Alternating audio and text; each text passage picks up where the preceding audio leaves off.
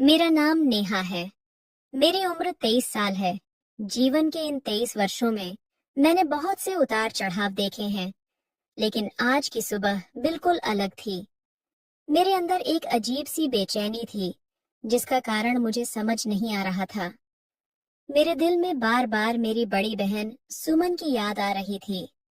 सुमन न केवल मेरी बहन थी, बल्कि मेरे लिए माँ जैसी थी। हमारे बीच का रिश्ता सिर्फ खून का नहीं था, बल्कि भावनाओं का एक गहरा बंधन भी था।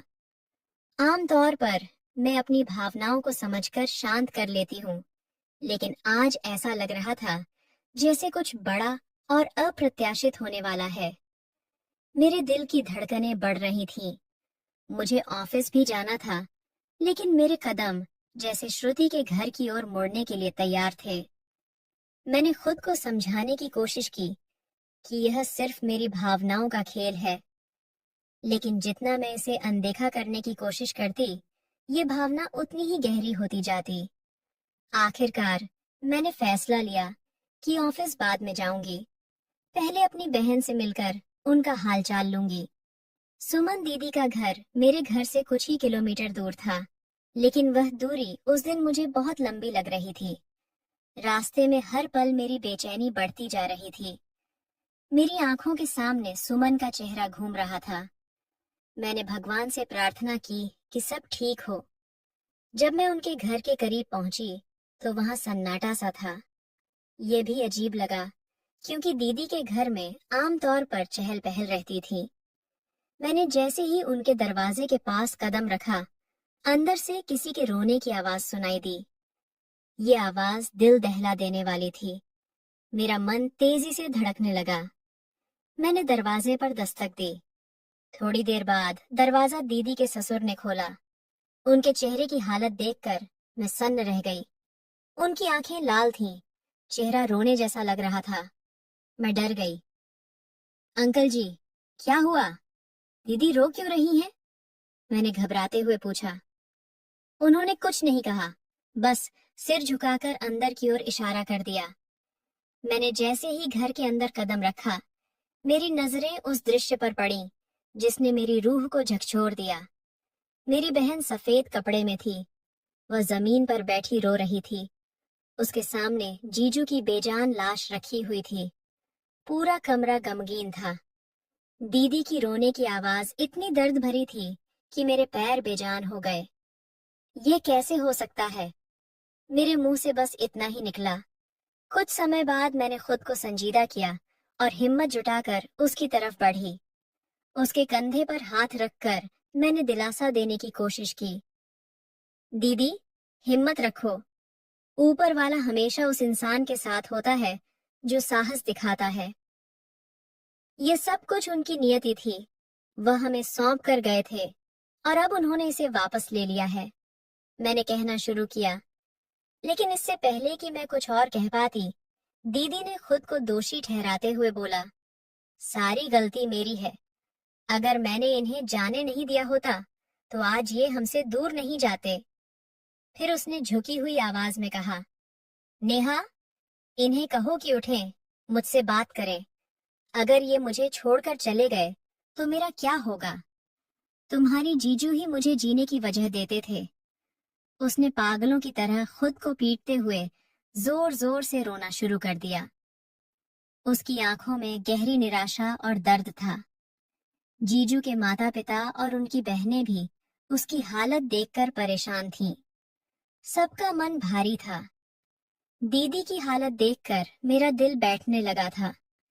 मैंने सर झुका लिया और गहरी सांस ली। फिर मैंने अपने मम्मी पापा को फोन किया और उनसे कहा, जल्दी से दीदी के पास पहुंचिए।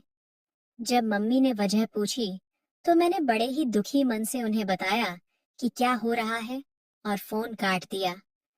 दीदी को देखना अब मेरे लिए असंभव हो गया था।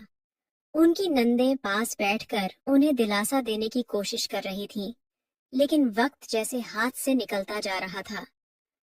शाम के समय दीदी के पति को अंतिम संस्कार के लिए ले जाया गया।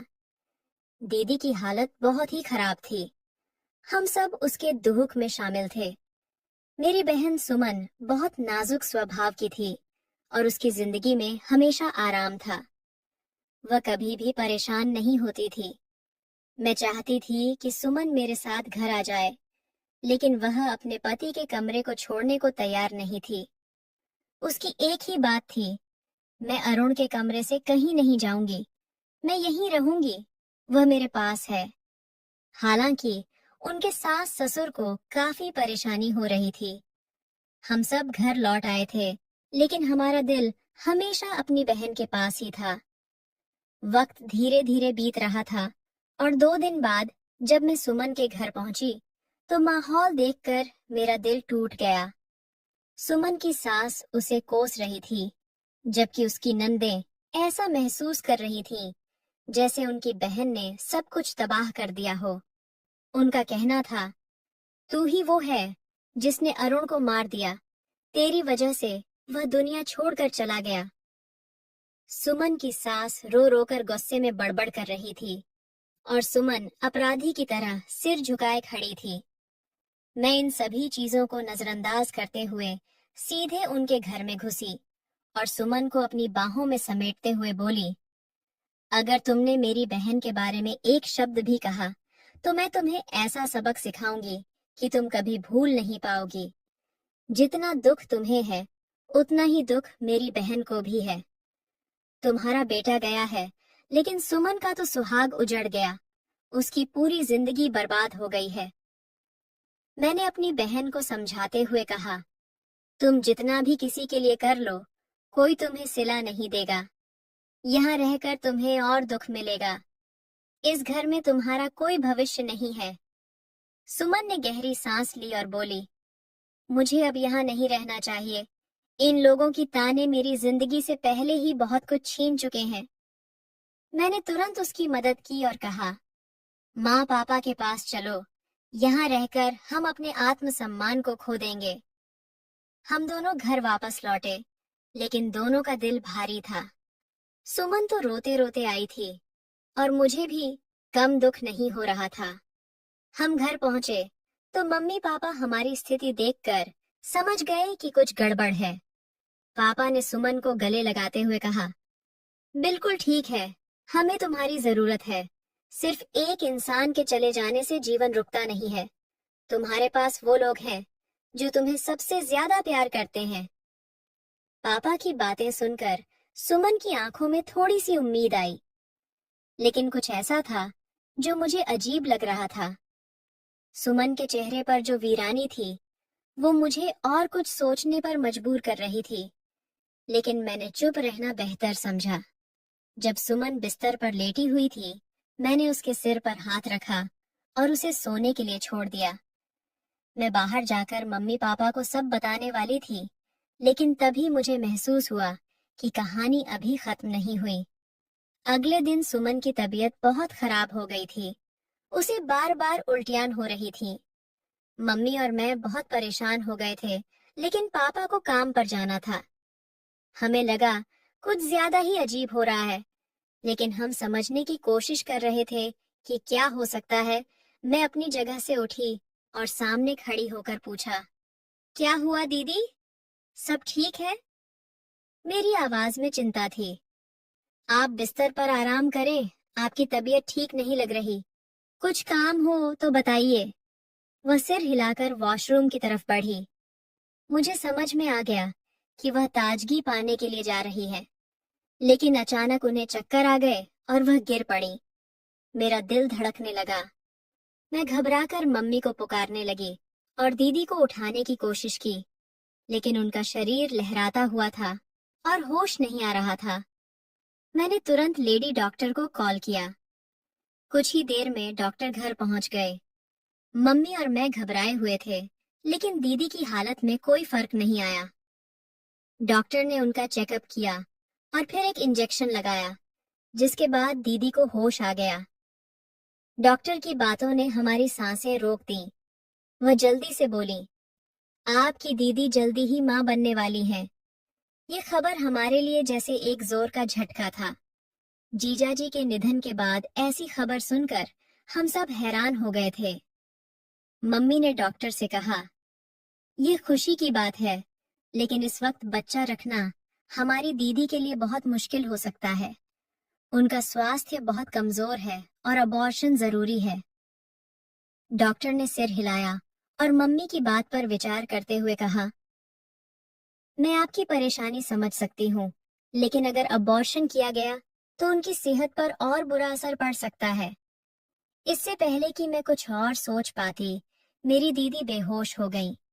हम सब घबराए हुए थे, लेकिन मम्मी ने डॉक्टर से कहकर दीदी को आराम दिया। डॉक्टर ने कहा, उनकी सेहत का पूरी तरह से ख्याल रखें और समय बिताकर उनकी मानसिक स्थिति को समझने की कोशिश करें। मम्मी और मैं दीदी के साथ रहने लगे, लेकिन उनकी चुप्पी और दर्द हमें परेशान कर रहा था। एक दिन मुझे दीदी के ससुराल के पारिवारिक डॉक्टर डॉ रवि से मिलने का मौका मिला। जब मैंने उनकी रिपोर्ट्स देखी तो वह मुझे बहुत चौंकाने वाली लगी। रिपोर्ट में यह लिखा था कि जीजाजी कभी बाप नहीं बन सकते थे। दीदी का व्यवहार पिछले कुछ महीनों से बेहद अजीब था। उनका चिल्लाना, रोना और खुद को खत्म कर लेने की धमकियां देना साफ संकेत था कि उनके साथ कुछ भयानक हुआ था। उनके चेहरे की उदासी और आंखों की वीरानी सब बयां कर रही थी। मैंने कभी सोचा नहीं था कि जीजाजी की मौत एक साधारण दुर्घटना नहीं, बल्कि किसी गहरे रहस्य का हिस्सा थी। मेरे भीतर जिज्ञासा बढ़ती जा रही थी और धीरे धीरे वो वक्त भी आ गया जब दीदी ने एक बेटी को जन्म दिया। हमें खुशी के साथ साथ दुख भी था, क्योंकि यह बच्चा